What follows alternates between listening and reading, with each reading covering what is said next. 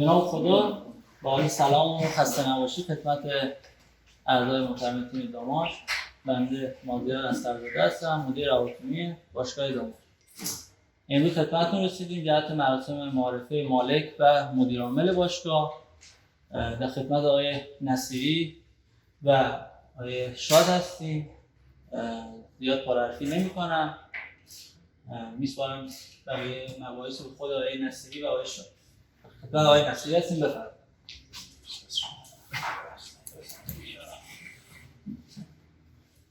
به نام خدا. من هم اولش میگم به افتخار خودتون یه دستتون بزنید.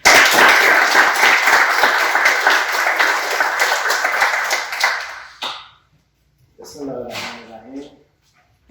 سلام و عرض ادب، خدا قوت به تمام دوستای خودم، به تمام عزیزای خودم. امیدوارم که همیشه سلامت و شاداب باشید در کنار خانواده محترمتون، زیر سایه مرتضی علی. روزگار بسیار خوبی رو سپری بکنید. بنده افتخار دارم که در خدمت چنین دوستان بسیار بسیار عزیزی هستم که باعث افتخارات و مباهات یک استان من میگم، حتی یک کشور.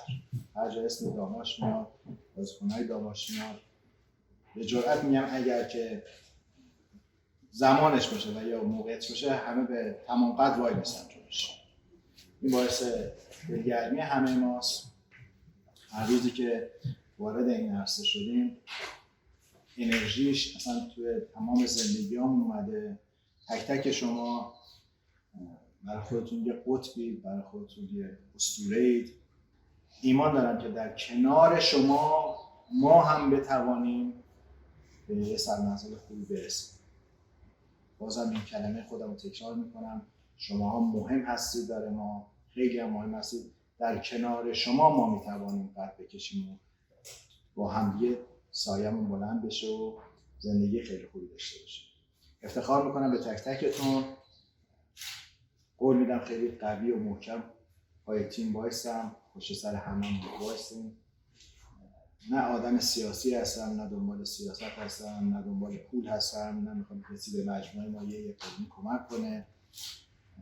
خودمون تک تک این افراد و اعضای گروه مطمئنم که جایگاه خودمون رو پیدا میکنیم، برمیگردیم به اون نقطه اوج، دستمون رو جلوی هیچ کس دراز نمیکنیم. تک تک شما سرمایه‌های این مجموعه هستید.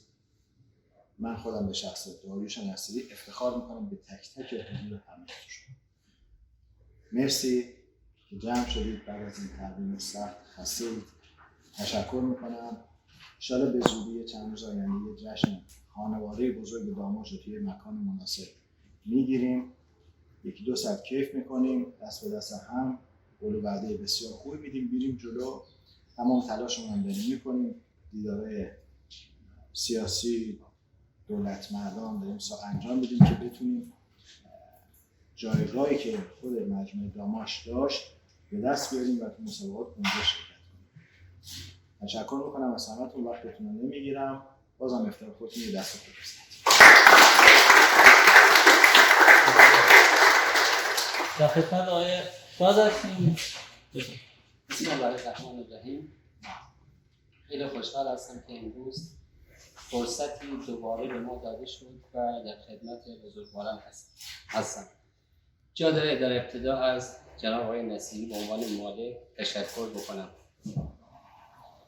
به دلیل اینکه پذیرفتند که بیان تو این کار بسیار سخت. همه ما می‌دونیم کار آسونی نیست. حداقل بنده اون موقعی که مجموعه پگاه رو داشتیم، شما فکر کنم هیچ کدومتون سنی بالاتر از 8 سال 7 سال نداشتید، چون حدوداً 14-15 سال پیش بود و اکثر شما زیر 25 سال هستید. آماری که من گرفتم به این شکل.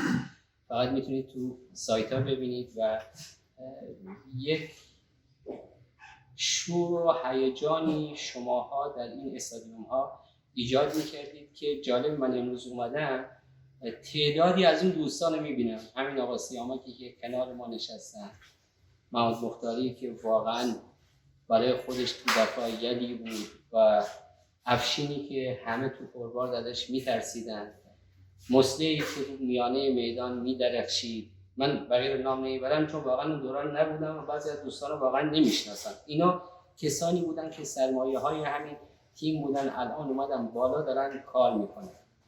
من واقعا تشکر میکنم از مجددا از آقای نصیری، هم به خاطر اومدنشون، هم اعتمادی که به بنده کردن. امیدوارم بتونم با تشکیل یک تیم بیرونی و حمایت از تیم داخلی شما یک مجموعه خوبی داشته باشیم. ببینید دوستان، همیشه بهترین زمان زندگی آدم دوران جوانی است که یک عمر آدم رو میسازه. یعنی شما اگه در جوانی خوب برنامه داشته باشی تا عمر دارید از اون خوب استفاده میکنید. اینا رو میگم برای خودتون، یعنی هر کدومتون الان یک فرصتی به شما داده شده بیایید در تیمی توی برندی به نام داماشی که در کشور برای خودش یه جایگاهی داشت و امیدواریم دوباره اونو برگردونیم. شما ایثار کردید با توجه به اینکه هیچ سهمیه‌ای در حال حاضر ندارید، اومدید شروع کردید به کار و این کار بزرگیه. جا داره کادر فنی و بازیکن‌ها و سایر دوستانمون در تیم که تدارکات و مربی دروازه‌بانا و پزشکی‌ها رو، همه دوستان، همه اونهایی که دارن زحمت می‌کشن، این ترکیبی که هستن و گاهن بعضی‌هاشون اگه اشتباه نکنم آقای بیات هم هست که اونم فکر کنم بیرون هستن، ایشون هم یکی از بازیکن‌های خوب اون دوران بود. میخوام بگم که از این فرصت برای خودتون استفاده کنید. خودتونید که میتونید هم خودتون رو بزرگ کنید هم باشگاه رو. ما الان اومدیم خاطرات اون قدیم رو داشتیم یاد می‌کردیم که اون موقع اینجور نبود که حتی تمرینات شما تماشاگر مجاز بود میومد و واقعا ما با پگاه بازی داشتیم. گاهن علاوه بر این که 15000 نفر اینجا بود، شاید 5000 نفر بیرون بود. شاید شما الان تصور نکنید، ولی دوستانی که از قدیم بودن اینا رو میدونن. و ما باید با 2 ساعت ترافیک از استادیوم تا رشت میرفتیم. یعنی یه شور و شوقی در میان هوادارا بود و خیلی هم به قول معروف با غرور این تیم بود. تمام توصیه من اینه، با الان که حالا مالک محترم فرمودن که ما خودمون سعی میکنیم هزینه‌های تیم رو پرداخت بکنیم و دنبال 1 ریال پول از کسی نیستیم، ولی در کل تمرکز شما به کار شما و استفاده از چیزهایی که سرمربی به شما میگه، چه برای داخل زمین چه برای خونه که دارید میگه چه کار بکنید، به قول معروف چقدر استراحت بکنید، چقدر تلاش بکنید. دوستان از این فرصت‌ها برای خودتون استفاده بکنید. اگر امروز شخصی به نام علی کریمی رو تو این مملکت میشناسن که ذاتاً همه ما میدونیم علی کریمی پاشاکیه، ذاتاً مال همین منطقه استان گیلانه، اینم کسی یه زمانی نمیشناخت. تمام خانواده‌اش الان برید تو پاشاکی بررسی بکنی کشاورزن. یا علی کریمی شد علی کریمی، یعنی دنیا میشناسه ایشونو. شما میتونید بشید ولی باید تلاش بکنید برای خودتون. میدونی چرا؟ همیشه دو هر تصمیمی یه چیزی در داخل آدم اول منفی میگه. اگر بتونید به اون بخش منفیش موفق بشید، این چیزی که به شما میگه نه شما بگید آره. حرف دوستانتون رو بشنوید ولی بهترینش را انجام بدید. من توصیه‌ام اینه. ما این دوران گذراندیم، این دوران جوانی. شما الان این فرصت‌هایی که برای آینده خودتون دارید، از این فرصت‌ها استفاده بکنید. یک کادر بسیار خوب، کادری که در حد لیگ برتر، لیگ 1 داره هست و داره با شما کار میکنه، در صورتی که اونها هم میدونن سهمیه نداریم در حال حاضر. پس این یک فرصته. این فرصت برای همه جا و برای همه کس ایجاد نمیشه. خواهش من این هست در اولین جلسه برای خودتون در تلاش باشید. کمکاسی‌هایی که فکر میکنید دارید، چه از نظر ورزشی، چه از نظر تغذیه، چه از نظر خوابتون، چه از نظر به قول من تلاشتون، در کنار سرمربی گاهن نیازی بیاید بپرسید آقای سرمربی، آقای کمک مربی، فکر میکنید من چی کار باید بکنم؟ خجالت نکشید. اون یکی فکر نکنه من میرم صحبت بکنم، اون فکر میکنه من دارم فلان کار میکنم. نه، ما باید تا عمر داریم یاد بگیریم. یاد گرفتن یعنی همین، یعنی باید برید حتما فوتبال رو ببینید، حتما فوتبال خارجی رو شب ببینید. هر شب بازی هست دیگه. شما دیشب حتما دیدی چلسی و لستر چند شب پیش لستر قهرمان شد، همین چلسی رو برد. دیشب من البته تا دقیقه فکر کنم 88 دیدم 2-1 جلو بود. زیبایی فوتبال در همینه، کسی نمیتونه نتایج پیش بینی بکنه.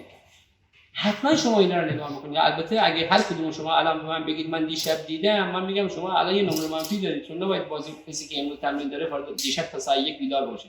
الان ما که تا 1 بیداریم داستان فرق داره. شما گاهی میتونید ضبط بکنید فردا ببینید یا مسائل دیگه.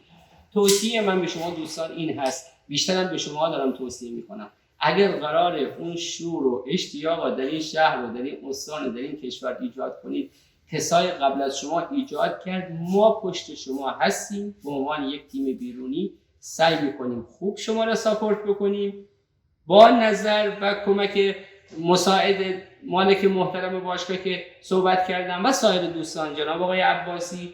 ببینید ما اینقدر مجموعه براش مهمه که مشاور عالی حقوقی ما در تمام جلساتمون میاد. یعنی برای باشگاه مهمه که اگر شماها مشکلاتی هم در آینده داشته باشید به این مسائل رفع رجوع بکنید، ببینید مسائل حل بکنید. انتظار ما این هست که از امروزی که داریم، حالا شما از قبل استارت زدید، ولی از امروزی که ما عملا داریم شروع میکنیم و چند روز پیش هم شروع کردیم، بتونیم کارهای خوبی انجام بدیم و در جهت بالا بردن تیم داماش و ارتقای این مجموعه روزی کمتر از دیروز کار نکنیم. ممنونم از شما، خود رو تشویق کنید.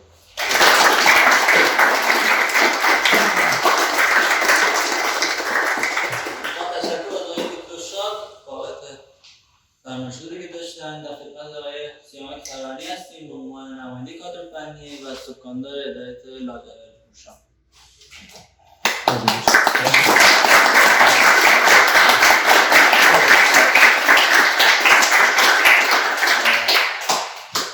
با اجازه بزرگترا، من اول جا داره که از طرف خودم با بچه‌ها خوش آمد بگم. خیلی خوشحالم می‌بینمتون، خیلی خوشحالم که می‌بینم که شما دارید از ما حمایت می‌کنید.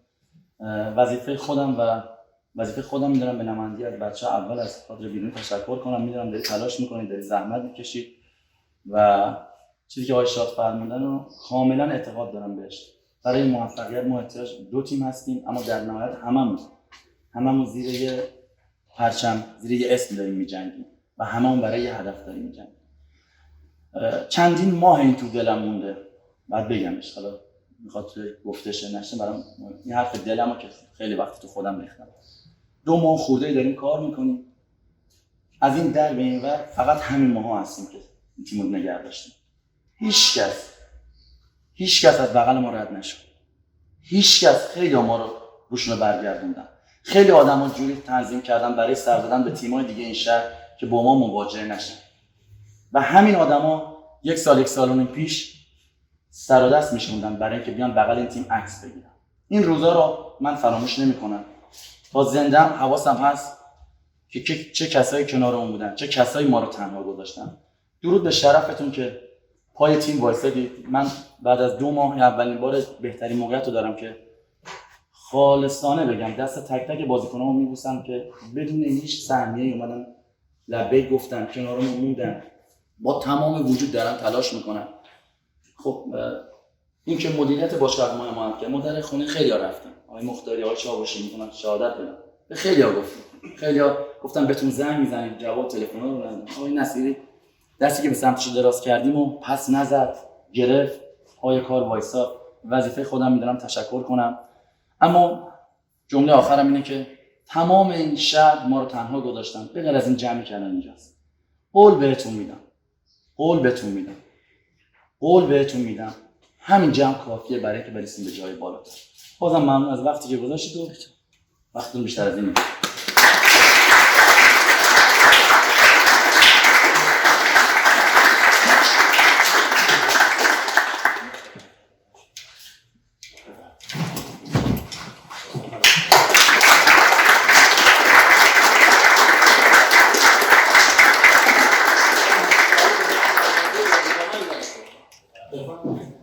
در خدمت آقای مختاری هستیم، کاپیتان وفادار داماشی.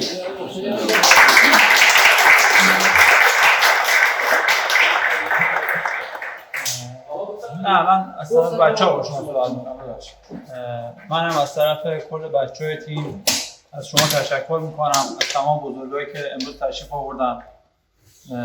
من از طرف این بچه‌ها تنها قولی که میتونم به مجموعه دماش بدم اینه که با تمام وجودمون بجنگیم، تلاش کنیم، چه تو تمرینات چه تو بازی‌های دوستانه، که دوباره بتونیم این تیمو به جایگاه اصلیش برگردونیم. بیشتر از این واقعا از دست ما بر نمیاد. ما مرد مستطیل سبزیم، با بیرون زمین نمیتونیم کاری داشته باشیم. ما تمام تلاش رو میکنیم که تو زمین یه عملکرد بسیار خوب داشته باشیم و این انتظارم از باشگاه داریم که همونجوری که تا حالا حمایت کردن، تمام قد پشت تیم بودن، از این به بعد این بچه‌ها رو حمایت کنن تا بتونیم به کمک کل مجموعه، به کمک کل این بازیکن‌ها دوباره بتونیم داماشون به جایگاه اصلیش برگردونیم. ممنونم از شما.